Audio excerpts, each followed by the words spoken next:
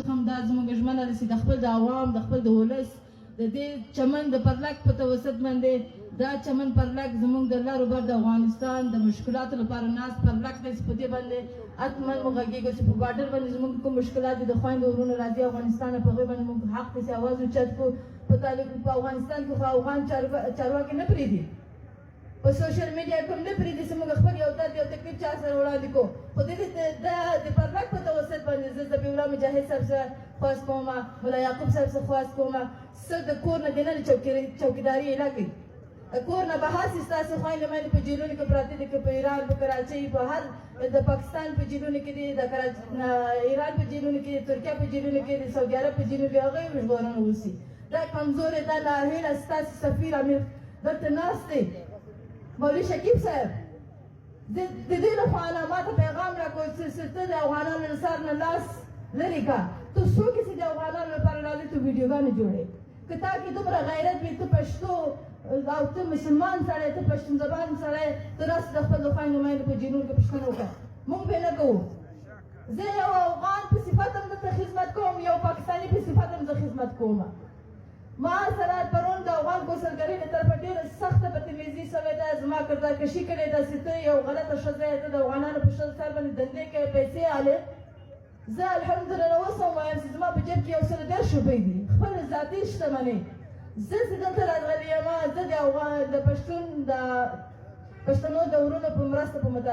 هغه باندې دلته راغلی یم کومک باندې چې چا ما ته پیسې راستوي د هغوی یو معلوم اخیستی دی کور یې ودان نور دې ما سره کومک وکړي زه د خپل کور خپل بچیانو نه دغه یوه روپۍ هم حرامه کوم زه به د پښتنو خویندو میندو په عزت باندې لګوم د هغوی عزت به ساتمه دا زما ذمهداري ده د انساني حقوق لپاره کار کوم په دې کې زه نه ګورم چې دا افغان دی د پاکستانی دی یا عیسایی دی یا انګریز دی زما کار دی د انساني حقوقو لپاره کار کول ذبیح الله مجاهد صاحب ستاسې چې کومه نماینده په اسلام آباد کې ناست دي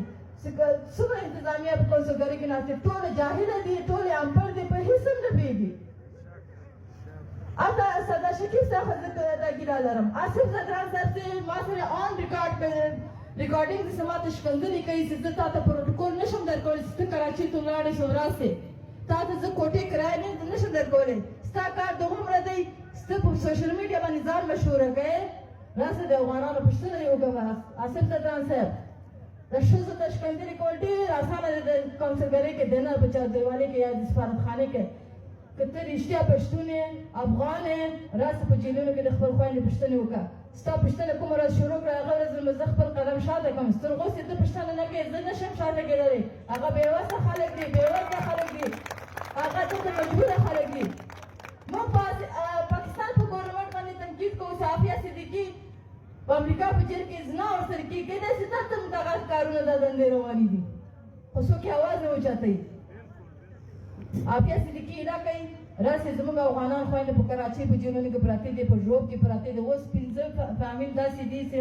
اف آی اوچت کړي دي چې د هغوی اته پته نشته ما چې کله معلومات وکړه ما ته ویل د 15 تاریخ پورې د کوټې د عدالتونو چوټیانې دي هغه نه بعد کې موږ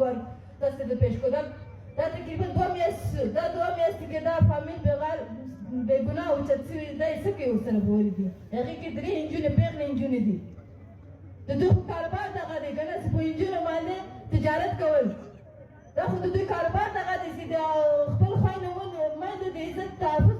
کولو په ځای پنجابیان دې سپلای کوي په کینټونو کې هزارهګانې ټول په کینټونو کې سپلای کېږي دا د طالب په توسط کېږي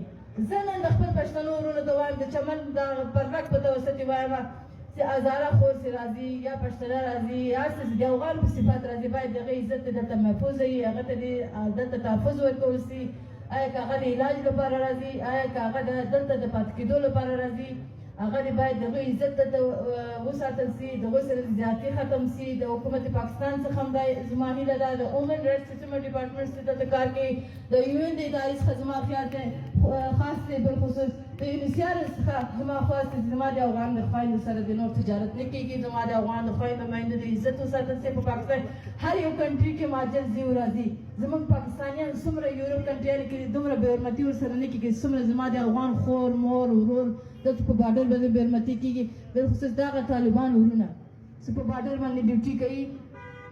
دغه یو پیپ چې تا جوړ کړی دی دا پیپ باندې سیستم میخونه ټکوي او زما له غړي ماشومان پرې وهي دغه پیپ باندې که زه یو ورځ درس یم او تا په سر یا ستا په بچی د ویلچر کې تا ووایم چې دغه درد تا ته معلوم سي هغه نه بعد به ته په کلاره کېږي قانوني طریقه باندې زه تا سره مخامخ راتللی سم چې د انساني حقوقو په توسط باندې تا ته وایم چې ته په کلارې سه که نه نور داسې ضروري ده چې امارت اسلامي طاقت لري نور دنیا یې نه لري د انساني حقوقو کې د انسان د حقوقو بشر کې د انسانانو ډېر قدر شته د بل مرغه د اسلام په نوم باندې ډابه خلکو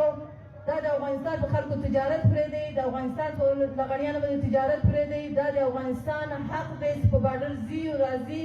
که د بولدک څخه ونیسه تر کلاودلا پورې د ټول پښتنو د مړی ژوندی ټاټوب یو دی بولدک او کلاودلا سره یو دي څوک یې نه سره جلا کوي که چا کې همت وي رانیسي دا پرلک ته شکست ورکړي پرلک والا ته د زه کور ودانۍ بیا یو ځل بیا وایم چې د 2 کال څخه تاسې ناست دی دې کې چې څومره زموږ نمایندګان ناست دي او لغړي اتحاد ناست دی په دې کې چې سیاسي ګډونوال کې دي هغه نه هم زه خواست کوم سیاسي